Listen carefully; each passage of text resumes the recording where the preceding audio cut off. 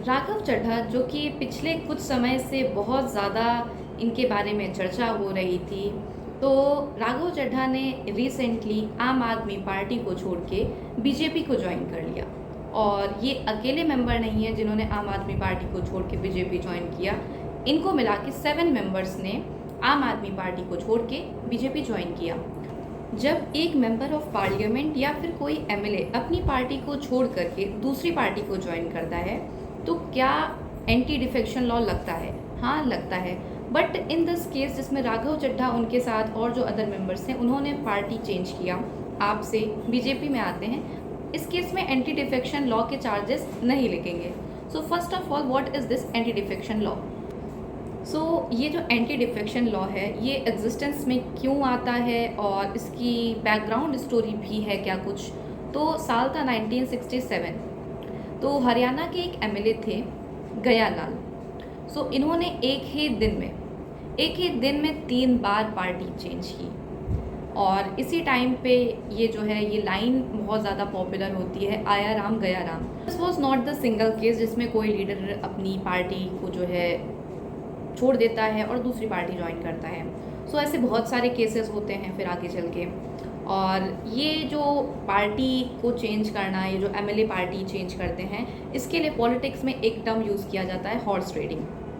तो ये anti defection law कौन से ईयर में आता है? जब राजीव गांधी की सरकार थी, 1985 में 52nd कॉन्स्टिट्यूशनल अमेंडमेंट एक्ट आता है और इसी अमेंडमेंट के थ्रू 10th शेड्यूल कॉन्स्टिट्यूशन में ऐड होता है और इसी 10th शेड्यूल में एंटी डिफेक्शन लॉ का प्रोविज़न है। ये एंटी डिफेक्शन लॉ एमपी पे भी लागू होता है, एमएलए पर भी लागू होता है। तो सिंपल भाषा में देखें, एंटी डिफेक्शन लॉ क्या है? तो अगर तुम किसी पार्टी के टिकट पे जीतते हो तो तुम उस पार्टी के अगेंस्ट वोट नहीं कर सकते, तुम उस पार्टी को छोड़ के दूसरी पार्टी ज्वाइन नहीं कर सकते, और अगर ऐसा किया तो सीट चली जाएगी। तो इससे रिलेटेड जो केस होता है, अगर कोई मेंबर जो है, अगर कोई एमएलए या एमपी एक पार्टी छोड़ के दूसरी पार्टी को ज्वाइन करता है, या फिर एक से ज़्यादा लीडर्स, एक से ज़्यादा एमएलए या एमपी ज्वाइन करते हैं दूसरी पार्टी को अपनी पार्टी छोड़ के, तो इससे रिलेटेड जो केस होगा वो डिसाइड कौन करेगा? लोकसभा में अगर ये हो रहा है तो स्पीकर डिसाइड करेंगे, राज्यसभा में हो रहा है तो चेयरमैन, और स्टेट असेंबली में हो रहा है तो फिर से स्पीकर डिसाइड करेंगे। जो रेस्पेक्टिव स्टेट असेंबली के जो स्पीकर होंगे वो डिसाइड करेंगे।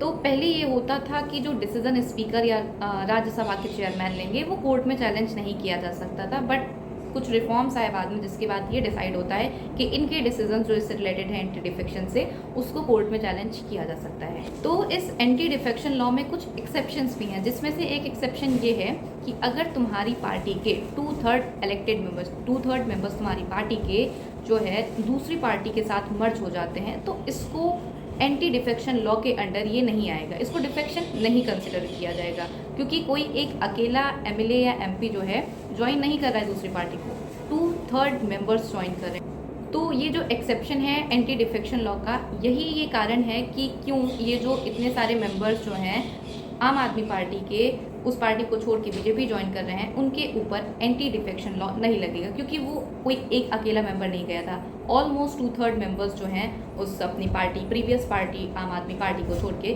बीजेपी को ज्वाइन कर रहे हैं। ये जो एंटी डिफेक्शन लॉ जो आया, उसका ऑब्जेक्टिव क्या था? तो उसका ऑब्जेक्टिव ये था कि एक स्टेबल गवर्नमेंट को इंश्योर करना, हॉर्स ट्रेडिंग को रोका जा सके और वोटर्स की चॉइस को रेस्पेक्ट किया जा सके।